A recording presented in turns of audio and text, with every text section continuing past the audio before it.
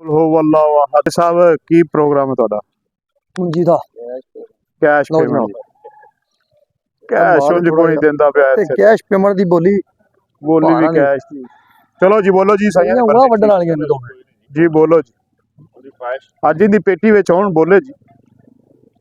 ਬੋਲੋ ਜੀ 2500 ਰੁਪਇਆ ਜੀ 2500 ਰੁਪਇਆ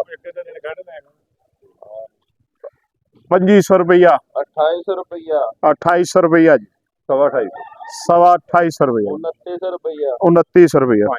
5 रुपया जी 3000 रुपया 3000 रुपया जी 5 रुपए ਮਾਲ ਵੀ ਚੈੱਕ ਕਰੋ ਜੀ 3100 रुपया 5 रुपए जी 3150 रुपया 55 रुपए जी 3200 ਹਾਂ ਮਰਜੀ ਲੱਗੀ 3200 रुपया जी 5 रुपए जी 3250 रुपया 3201 3300 रुपया जी ਤਾਜੀ ਕੋ ਪਾ ਲੋ 10 3300 रुपया जी 3400 रुपया जी 3500 रुपया जी 3600 रुपया ਇਹ ਤੇਰੇ ਦਿਲ ਵਿੱਚ ਗੱਲ ਹੈ ਨਾ ਹੋਣੀ ਹੋਣੀ ਹਾਂਜੀ 3605 रुपये चाचा जी कैश पेमेंट दी बोली 3605 ਆਗੇ ਚਾਚਾ ਵੀ ਕਹਿ ਦਿੰਦਾ जी कैश नहीं लेता चाचा ਅੱਛਾ ਜੀ कितना जी 3700 पौने 3700 रुपया हाँ जी पौने 37 पौने 37